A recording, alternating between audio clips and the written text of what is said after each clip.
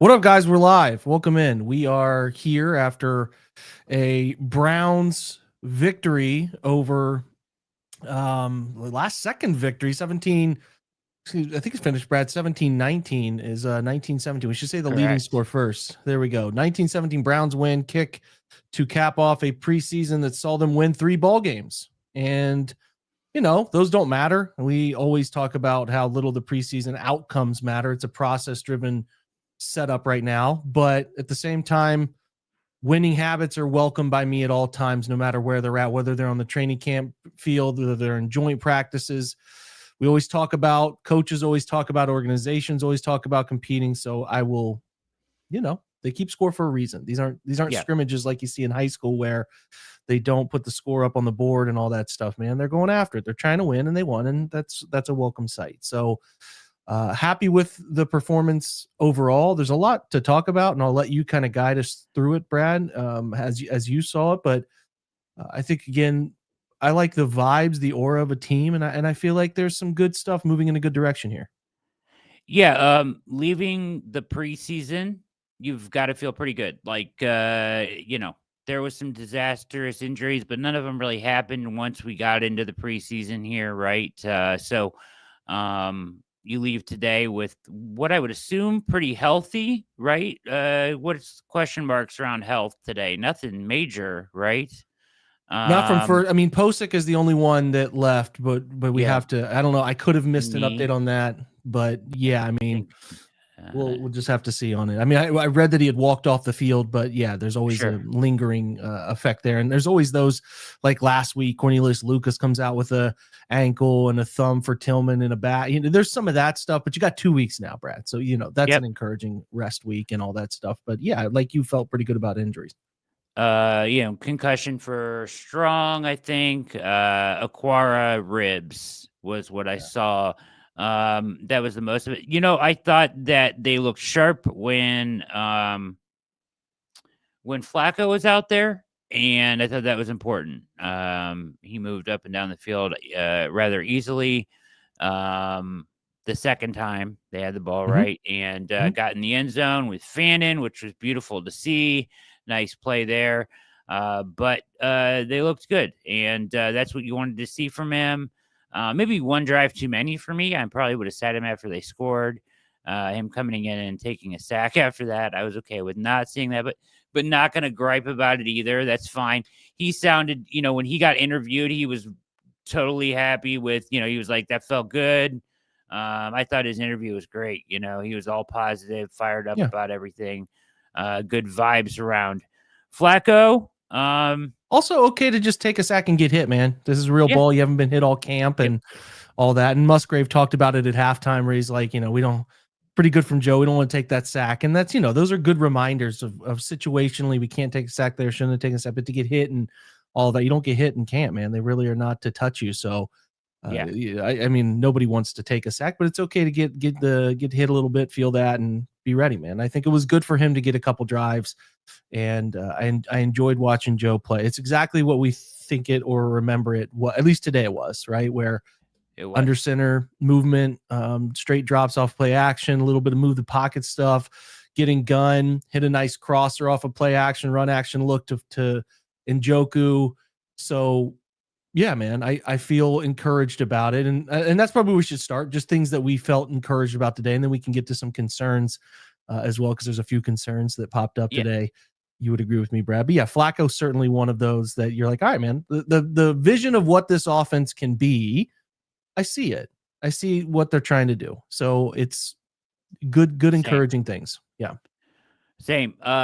I mean, we can get into some individual stuff. We could talk a little bit about Gabriel first in the first half. He was a mixed bag of actual passing, but more than anything, I thought he was poised and made pretty good decisions. I don't know if you agree with the broadcast here is my question to you, Jake, is that Joe Thomas kind of was saying like, oh, he's testing, I don't know if he gets away with that throw against, those outside throws against guys that play on Sundays. Do you agree with him to that much? I kind of thought he was okay there. I thought Joe was a mixed bag of commentary today, to be honest with you. Some weird excuse making at times, and then some weird comments.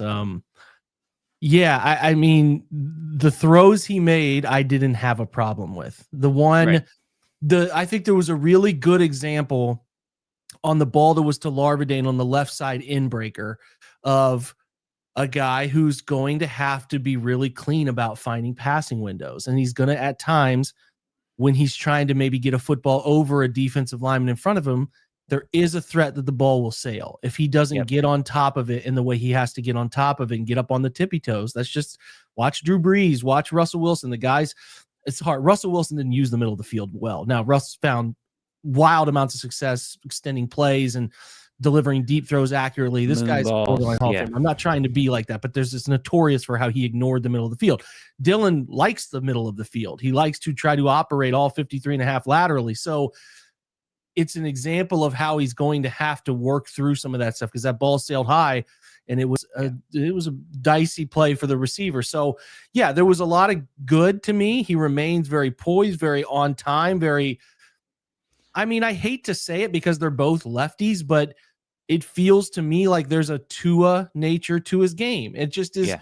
And it's not because I'm saying like, if he scrambled around and made crazy plays and was running downfield, running away from people, will we call him Michael Vick and just keep the lefty trend up and have fun with it? I don't know. But I think you would agree with me that his way of playing, dating back to Oklahoma, dating back to Oregon, and now in the NFL, is I want to get the football out to the best possible option at the fastest possible nature. And that's what he prefers to do. That's how he prefers to live.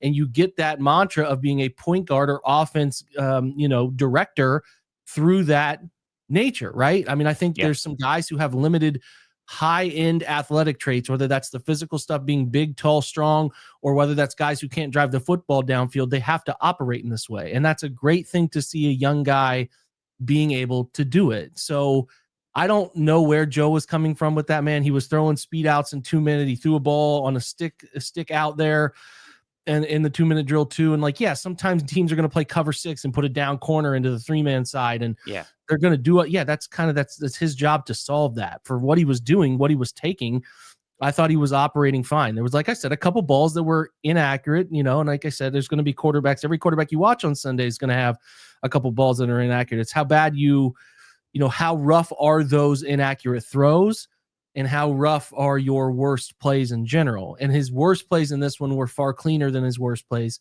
last week. So a step in the right direction, a great 2-minute drill where I thought he read some things out really well. And even the first drive where they went down and kicked a field goal, he had the playoff scramble where he got out of the pocket left. And once he sees the film, he's going to be a bit bummed. He didn't see, I think it was Caden Davis inside work in back out to the left. And he was open. He tried to put it on Jamari Thrash on the pylon. Not the worst decision on the move. He could have also run. That's me what saying, I was thinking. How comfortable is he physically to still use the legs? I don't know. But I think you get in the film room with Musgrave and the quarterbacks and you're like, I probably should have run that, or I find Caden there. But you're taught low and away and give your guy only a chance. I didn't have a problem with it. I thought he played fairly well. And I thought Flacco played fairly well. There was very much an orchestration of the offense type of first half performance. Yeah, he's so good within the offense, right? Like the things that, as advertised, he finds the answers. He gets through reads quickly. He gets the ball out quickly. I thought he showed some maturity today. Kind of as he peeled back on one of the plays, he had pressure. He throws it. He just sends it in the stands. Like, you know what I mean? Just throws it away. Like, good to see from a rookie making that kind of play. So I thought, it was a good first half offensively with them both there. A couple points that just jump out to me. DeAndre Carter out there returning kicks, playing today. Didn't see him. Did you see him at wide receiver at all? I didn't see him. I did not. I can honestly say I didn't pay that close of attention. I know he didn't have any catches. I'm looking at the statistics. I don't see him on there for any targets or any catch. So I don't recall seeing him out there running any routes. So that one remains to be seen whether he's going to actually play any receiver, if he's just going to simply be out there. Now, listen, he's clearly a skilled returner. I mean, there's never a worry of him catching the ball, and he makes the first man or two miss and creates 5, 7, 10 yards after, on punt returns, and it'll be fine. It's just a matter of whether they want to I'll put it this way, Brad. I think when you have 4 quarterbacks that are potentially going to make this roster, Mary Kay Cabot talking about this morning, they're going to keep Kenny Pickett. They're not trading him. They're keeping 4, putting their foot down about it. And maybe that's true. Maybe that's not. We'll see. But when you keep 4, you're eating up 2 roster spots that could go to somebody like a Carter who's only returning. That's where it's like, if you're going to keep 4 of these guys, it gets tight in other places. And I'm just, I don't know. I mean, you and I are on the record about it. I don't think he should, but they've been weird about it. Yeah, they have been weird about it. The fact that he played today and didn't play any wide receiver at all, like at least from what I saw, didn't take any reps at wide receiver, just returned punts and kicks, right? When he was in there.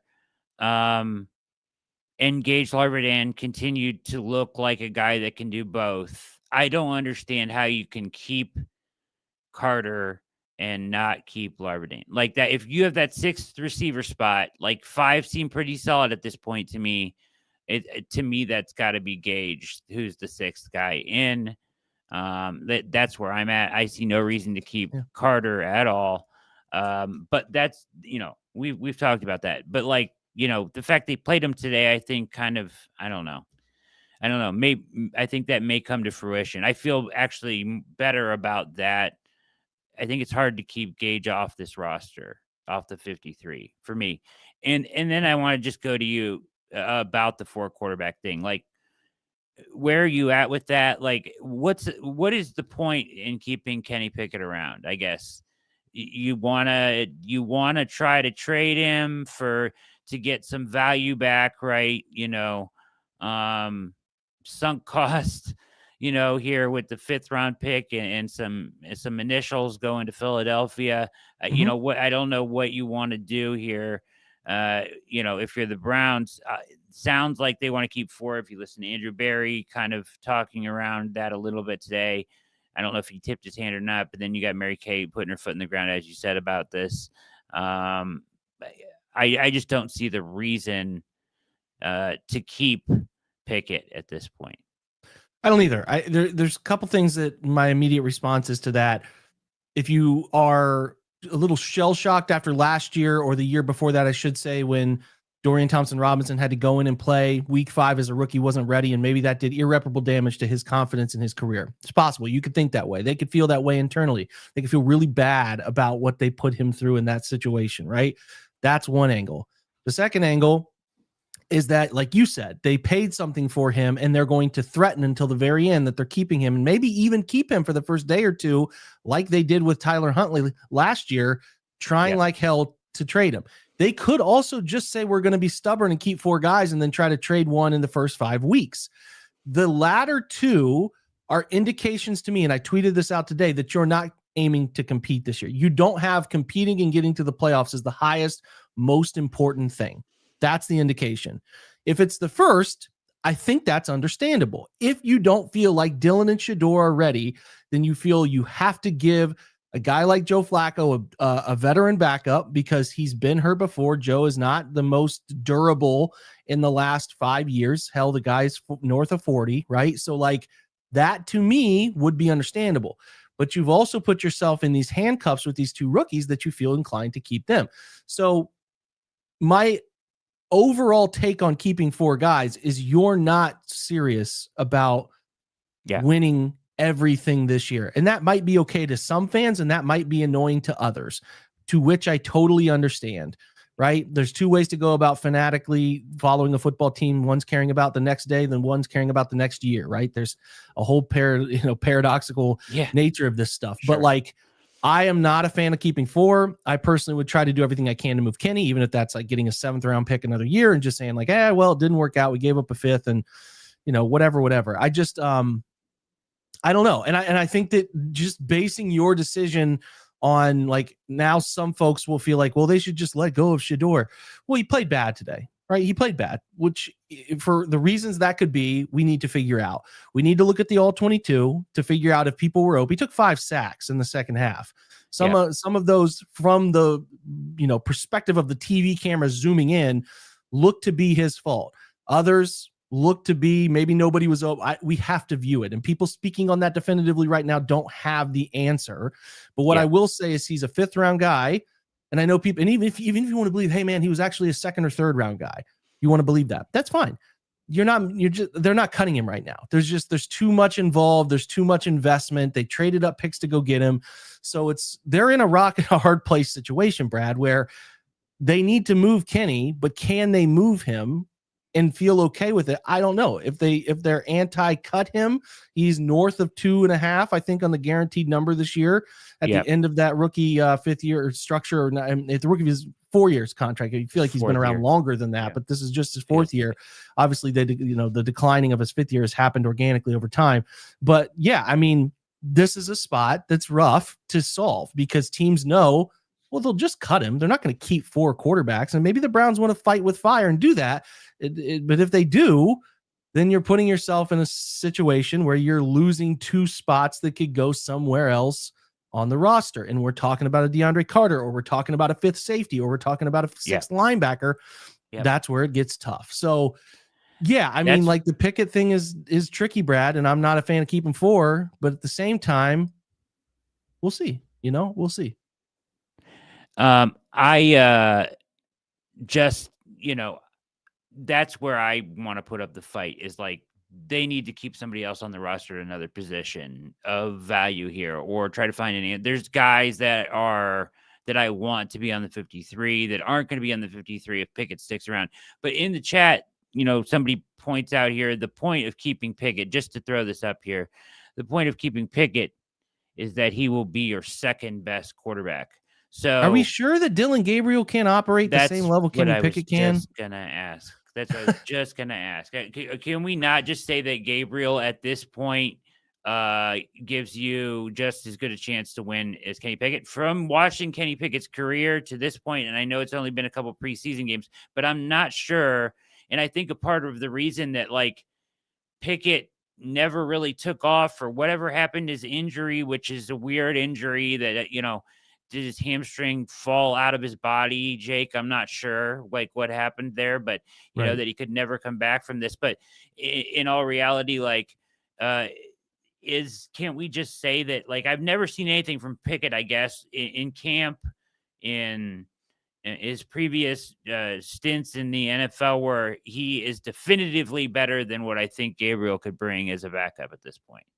I don't feel that way. I think that there's a people who are forgetting that what Kenny Pickett is, what he's been in his career. So you're asking me, can a guy like Dylan Gabriel, who has some of the highest volume of college snaps we've seen, operating on time, operating relatively efficiently in preseason games, you're slapping Kenny Pickett out there, is it going to be much different? To me, no. So I understand you gave up a 5th for him not 4 months ago, and you would maybe like to try to get something in return, but you also did that as a bottom of the roster answer thing. If you didn't sign Flacco and if you didn't draft a quarterback, right? So yeah, I mean, we've probably wasted enough air on this, but I think it's fair that you and I don't think they should keep 4, but the answer to getting out of those 4 is trickier than what people think. So we'll see what they do on that. But I definitely would prefer one of those spots goes elsewhere.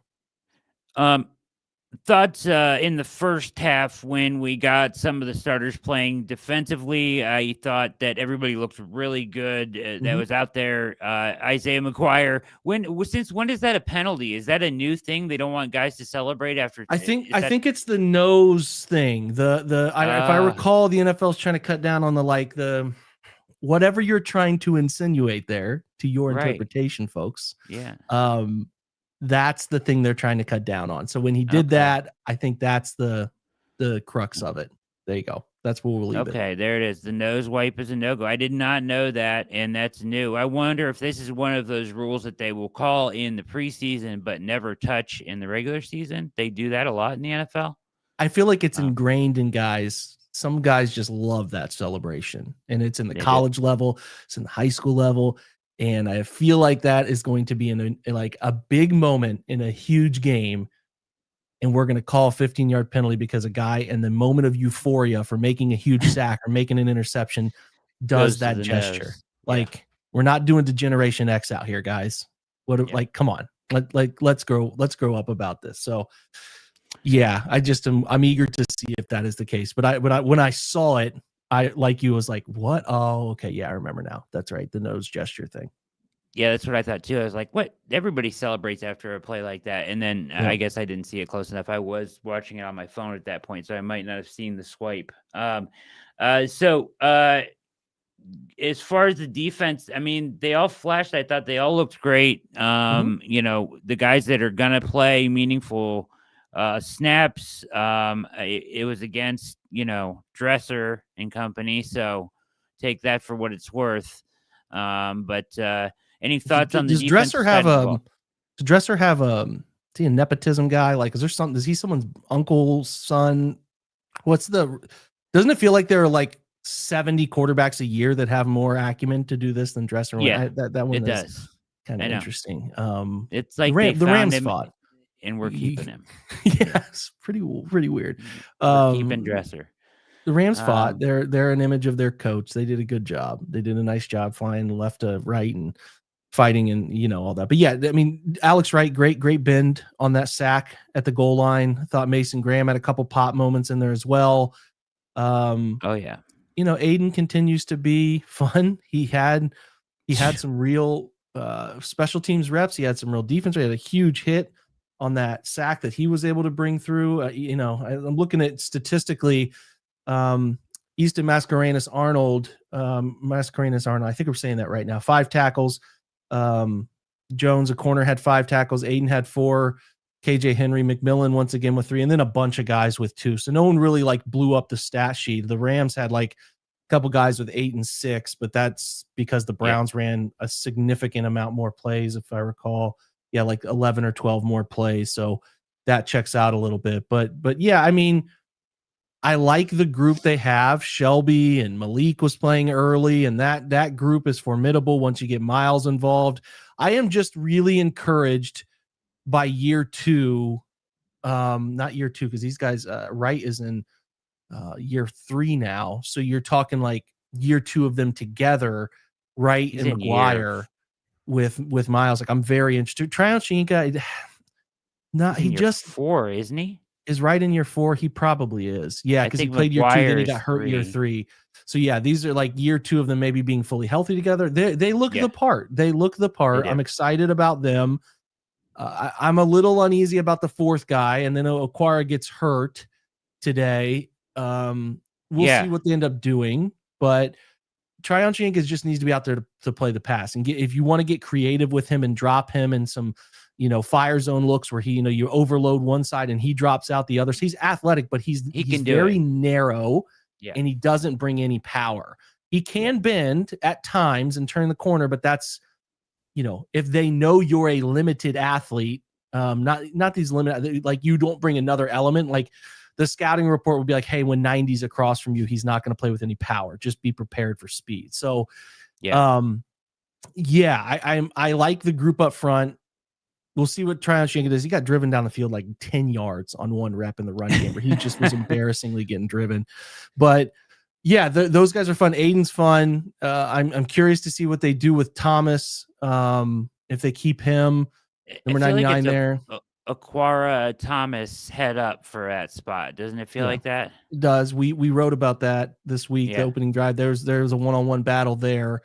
Okwara's injury is going to be interesting, because if he's out for any period of time, there's nothing you can do at this point. He's got to make that move. Ribs, so I don't think it's something that keeps him off the 53 unless you think you can get him through the practice squad. I don't know if any of the, you know what I mean? That's a tough call. That's how all those questions have to go, and then you got to kind of look around and see what's that's right. What's going on. Steve, we'll be having it next week. We'll hopefully see you there leading it, hanging out the back of the limousine, man. No, the nobody even really talked about that, but hop on into the comments and talk about an undefeated preseason. We don't really care. We're evaluating players. It's a bad omen. I think nobody wants to talk about it because it's a bad omen.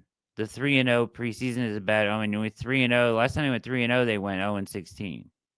Yeah, I mean, I get it. Right? There's also some teams that have 3-0 preseasons and put together decent years. So I just You're right, Brad. I understand why people come into this chat. They went 3-14 last year. They went 0-16 the last time they won 3 preseason games. I totally get. I just don't like that way of living in the football world personally with that stuff. So just throwing it out there. My bad. Good day. No, you're good. The comment is what I brought forward.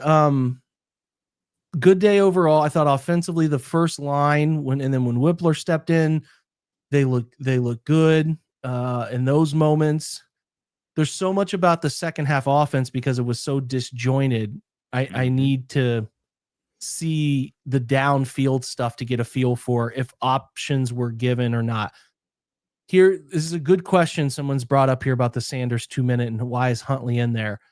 I don't know. None of us know right now. Kevin Stefanski's probably talking right now, and he went to the locker room. Yeah, he has dealt with the oblique all week, and he took 5 sacks. So if he was dinged up and didn't feel good, or he didn't, the body language wasn't good in the second half for him entirely. Now, what do we know about why, Brad? I don't know. He might not like the guys he's playing with. They're not playing well. He might not like the calls for the offense. He might be feeling it and hurting and knowing he can't drive the football downfield because he's dinged up. I don't know. But what I do know is that he took 5 sacks. He had some really negative traits that I think caused him to slide in the draft where he drifts backwards and then he took a 20-yard negative sack. Like, I just know it wasn't good. We'll get to the root cause of why it wasn't, but the body language wasn't good, and he didn't look mentally or physically very good in this game. Doesn't define his NFL chances here, but that's the reality. Now, why he came out, I do not know. If he was hurt, that would make some sense to me. Otherwise, we'll get an answer on why he didn't go in there in that 2-minute, because I would have liked to have seen him try to run that 2-minute, but that's where I'm at with it, Brad. He just didn't play well. It's not like you need to write his obituary. Sort of thing. By no means, like, the people were saying, does this mean they get rid of Shador? No. He's still the same guy. It's fine. Here's my question about it, though, to you, Jake, and this is kind of maybe a bigger thing, because I've said that he's kind of felt pitch perfect since he's been here in Cleveland. Was it not just bad body language in the second half when he played, but was it all day? Like, I mean, I can't speak to the first half. I thought there were times where they flashed over another quarterback was playing, and I saw him sitting down or maybe not totally locked in. I don't know. There's too much at play for me to speak confidently on it, but I'm like you, like, is he locked in? Does it feel like he's engaged? Does it feel like the second half he was, when he was Musgrave was talking to him and he was kind of looking away, like, kind of, there was no like connection there, and I've just never seen him. He looked. I'll just say this from the TV copy, and I'm not insulting him. I'm just saying he looked rather aloof today. Yeah, and I think Pepe in the chat here, Sylvia, is making a good point. Maybe Kevin did want to protect him. I mean, Josina Anderson's making some half-baked tweets about a whole bunch of weird stuff. I mean, about like they're trying to trade him. I've never seen more conspiracy theories thrown around, and I don't want to live in that world on this show or this website. I think that they gave him a chance to play. He took 5 sacks. Maybe he was dinged up a little bit, or they were trying to keep him from taking more and getting hurt. He didn't play well today. It also doesn't move the needle dramatically about what I think about him versus what he did in week 1. He's young. He needs time. And I'm not going to sit here and be the dramatic person after the first game he plays, where he's had a couple really nice moments, and be like, he should start, or the Browns are holding him back from starting. And I'm also not going to watch this game and be like, he's the world's worst quarterback. And this is I told you so type stuff that some people are doing. It's in the middle. He's a young guy who needs reps, and he will get them if they keep him around, or maybe they'll move on from him and give him a chance and trade him somewhere. I don't know. But what I do know is that today just wasn't very good. And we'll watch the tape. He'll watch the tape, and we'll try to tell you what was wrong, and he'll try to tell you what was wrong. And maybe he'll be better the next time he gets a chance. Yeah. That's all. The thing, the best thing for this team is that, honestly, Jake, is that the narrative surrounding him and where he is and what he is on the depth chart hopefully should go away for a couple weeks now. And in this team, we can talk about this team winning games and trying to win games early in the season here, because it should be about the first team and football and getting ready for the Bengals from here on forward. So, like, yes, that matters, and they need to find out about these guys, but like this crazy offseason and preseason, the wildness that has surrounded him all offseason should kind of quiet down here now, right? Like, as we prepare for week 1. No? It should.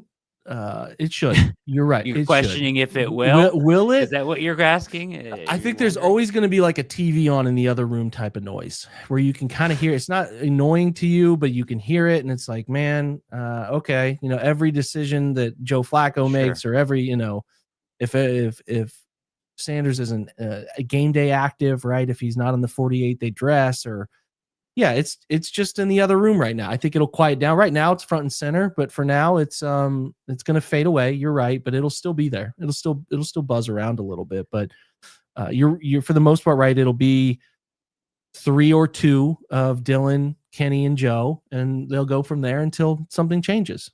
And I think that's the right decision for now. And sorry if you feel differently, but you also got to think that Joe, Shador has also been pretty beat up. An oblique injury is rough. I give him benefit of the doubt today. Coming back and trying to be ready to play in the third game from an oblique injury those injuries suck. If you've never hurt your oblique, it's painful, and it's not comfortable doing things that involved using torque in the upper half of your body. So yeah, there's also that element that not a lot of people will want to discuss as well. So yeah, anyway. Hey, thank you, everybody in the chat with kind words and for joining us at Browns Film Breakdown post-game show live, preseason game 3. The Browns are 3-0 in the preseason in 2025. I said this before, but don't expect them to shoot up any power rankings or anything. But, yeah, good for them. Good getting out of there, I think. Really, Jake, as a whole in the preseason, and I'm going to get back to an important question I want to ask you, but as a whole in the preseason, if you think about the 3 weeks and how they played out, I don't think it really could have gone much better as far as what you did in Philly on 2 joint practices, the reports out of those practices, what you did in Philly during the game, and then what your starters were able to do here today in 20 plays. And then you leave as close to healthy as you would like to leave. The Emerson stuff was before all of that. So that's where we're at. I feel pretty good about the preseason as a whole. And that they navigated it pretty well for having 4 quarterbacks and everything else. And that, seeing Joe get in the end zone with Fannin is a good thing to see. And the defensive pressure that, they're bringing is exciting, what they can potentially do on that side of the ball. The question I want to ask you is today, from what you watched, is there anything you saw that impacts how you feel about the 53 directly? That's a good question. Well, I think quarterback cleared itself up a little bit today. I think running back, no. Offensive line from first watch, no. I mean, if we look at the battles, the wide receiver stuff, it was a pretty quiet day from Deontay. I don't even know if he had a target on the game. Did he have a catch for 12 yards? Okay, so he had a catch for 12. Larvadane had 7 targets for 28, a touchdown. So he had a nicer game from first watch. We always go back and fact check this, and we'll watch it and decipher it. But Fannin continues to show why he should be on the field. I don't know that any of the, at least again, things that are obvious to us watching a TV copy, if there was anything that changed the battles. We have to see if McMillan did anything to him and Edmonds both, if they, like I said, one had 3 tackles, one had 2. We'll see if they did anything to separate the corner room. Didn't help themselves again, like Miles Harden dropping a ball, Tony Brown getting beat deep. 6. I mean, they continue to show why I have said since the moment that Emerson got hurt, what the Browns do going into week 1 at that position will tell you how serious they're, because that position, in my opinion, is pretty important for Jim Schwartz's defense. And Yeah. if they're going, like, ignoring that is not a route that I would go. I think I've seen enough from Cameron Mitchell, and I've seen enough from Harden, and I know Nick Needham was in there real late in this game. Real late. I'm They not had sure. Jenkins Yeah, playing up there early. right. I'm not sure, but I would say the kicker thing is something we can't ignore. I'm getting to that. I wanted to ask you one more thing before we get to the kicker thing because it's Yeah. real. All right. Amani Marshall today, 10 for 31 on the ground. Caught 2 passes for 17 yards. Like, thought he looked pretty good. I thought he ran patiently. I didn't think there was a ton there for him, but when it was there, I thought he looked good. Like, I would feel okay taking Marshall to the 53. But there's these rumors out there that the Browns are calling about a running back. Do you feel like they have to do better than Marshall as their third running back? Well, calling about running backs and actually finding one is Yeah. two different things. So There's going to be a lot of guys out there, though. there are a couple that I've just been really interested in. Rasheen Ali, the Marshall kid that's in Baltimore, their roster's pretty full. And then they got like Patrick Ricard, and then they got, Justice Hill. Then they got Keaton Mitchell, and like there's guys. Audric Estime, another one who might be the odd man out. Or I can't remember the Youngstown kid's name over there in Denver. Denver's got some guy. I think they've got a chance to add a back. Now, Marshall, would I be bothered if he made the 53? No, I wouldn't.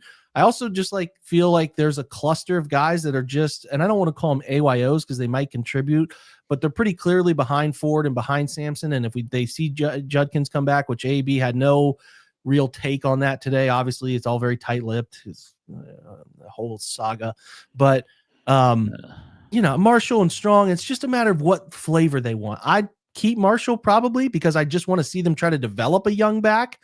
Yeah. But I don't know. We'll see what direction. It's not like Pierre Strong hasn't been productive in the last 2 games. And he had 5 for 25 before he took that nasty hit, which the Rams were kind of headhunting all game. Like they were really some gnarly hits from those guys in this one, man. But he had like 12 for 83 last week. So it's not like he hasn't been preseason productive to take you away. I think we all know who Pierre Strong is, so I get it. I think those two both have a chance to initially make this roster.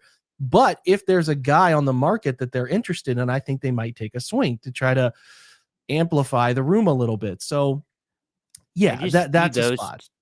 I see those two, and I think if they're going to keep 4 quarterbacks, certainly I don't think they can keep 4 running backs. Like that feels like maybe an inflection point there, but maybe I'm wrong. Maybe it's on the defense. Maybe it's on the offensive line. I could be wrong. But if you are going to upgrade, you could get a guy that can do both. Yes, I don't think you're wrong. And I'm thinking this too. Like if they're keeping 4, they got to trim here. They got to trim there. I think that's the most interesting plot line is not necessarily where they're going to try. It's just how they're going to do it. We haven't seen many teams. And I'm not talking about hey, Jake, last year they kept 4 off the 50, the deadline, the 4 p.m. deadline, they kept 4. I'm talking about Friday of week 1. Yep. That's when you actually look at rosters. Not many teams are keeping 4. Keeping 4 quarterbacks, it's not done very often. No. I haven't gone back and checked the data here, but I think it's been a long time. So I just think that's the biggest thing is how are they going to do it? What does that look like? Because this will be outside of the data trends that we've had on Andrew Berry teams. So I'm fascinated in it, and it's gonna cause some places you'd like to traditionally have a little extra cushion to be a little slimmer. Aiden Huntington's played offense on the first play of the game. That was cool, wasn't it? It was awesome. Yeah. He is killing people out there. I know it was late, but even on special teams as well. He's on this roster, right? With the Briggs trade, we're assuming that was so to make room for him, right? I know that you don't necessarily agree with it because they don't overlap what each other do very well. And that kind of leaves a hole on in the depth on the defensive line interior, especially against the run. But you think he's in, right? Yeah, I certainly do. I mean, you're using him on the first play in the game. You can't. Why would you waste your time giving him this teach him up moment about hey man, when you come over here, we're going to need you to go motion. This is what we call this motion play. This is what you're doing. This is where you go. He's making the roster, man. Kevin has notoriously done this with somebody he thinks is an ass kicker on that side of the ball. Winston Reed's done it. He thought Nick Harris could do it as an offensive line. He will do that with a guy who's willing to smack you in the mouth and guys he just likes. And I think they like him. What's not to like? He plays hard all the time. He's a maniac. Yeah, I think it's the coolest story coming out of this camp is what he's been able to do in specials and on defense. And I just was like, I had tweeted out the film room that I released a couple days ago for our supporters. I had tweeted out like Kevin Stefanski's new fullback. And I was like, see him do that. The first play is ironic. It just sort of tells you where they're at with him. He's making the roster, which is a cool story. I'm fun. There's a lot. It's not just a story. He's got real bend, like his ankle flexibility. He's a weird, like you get these guys. Think back to the kid from Memphis, Jannard Avery.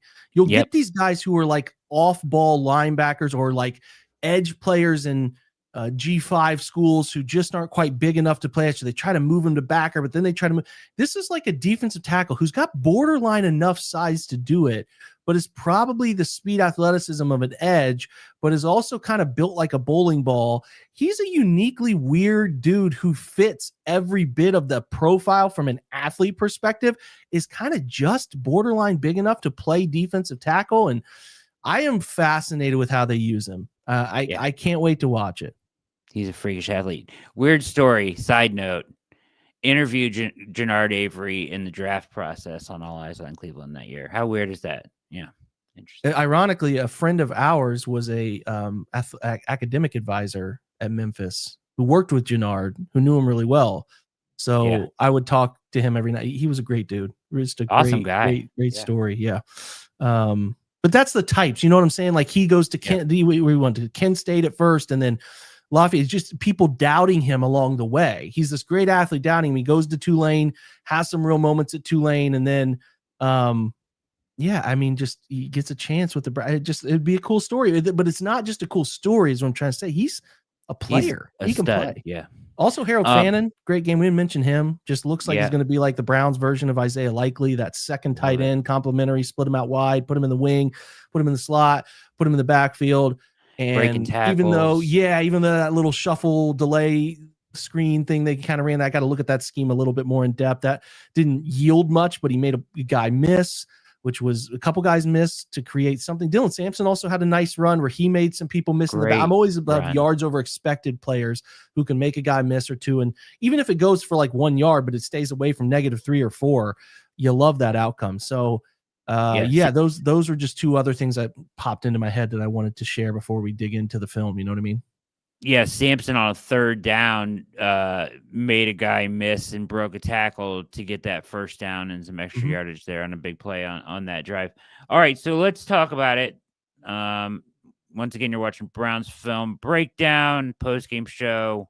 Browns winners 19-17, 3-0 preseason 2025 Cleveland Browns. Kicker situation, Dustin Hopkins. I think he has I want to say he has I wrote it down the other night.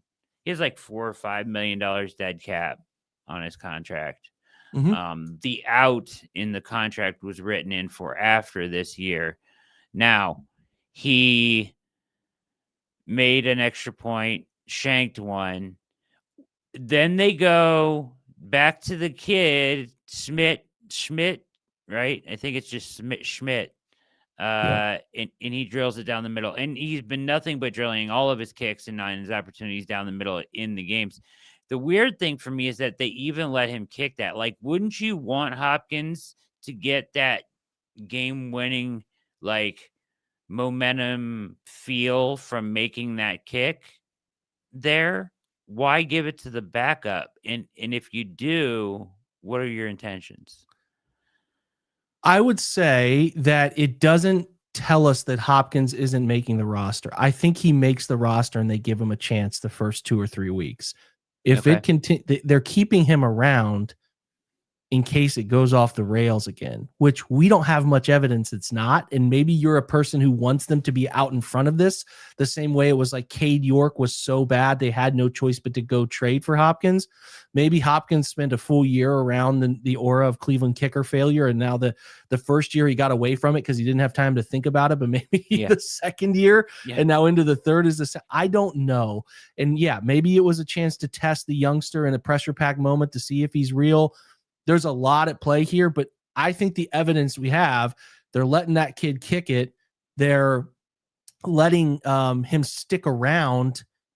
Then it obviously is like they're side-eyeing this. They know they have money committed to Hopkins. They don't want to waste that money. But you can only miss so many kicks. You can only throw so many interceptions. You can only miss so many tackles before the money owed is like, it doesn't matter anymore. We can't play this person. So Hopkins is flirting with that in a very uncomfortable way. We'll give him a chance to be, the guy again, because I think that they'll continue to do that, obviously, but based on the money, right? If this were an even money situation, I don't know how you would feel great about it, and probably maybe would get moved on for the younger player. But I definitely feel like they're going to pay up on the practice squad to keep the young kicker around and try to see if Hopkins can't handle it, then he can't handle it. Yeah, I guess chat making some good points. They want to test the kid. I get that. I'm just thinking about his psyche like that.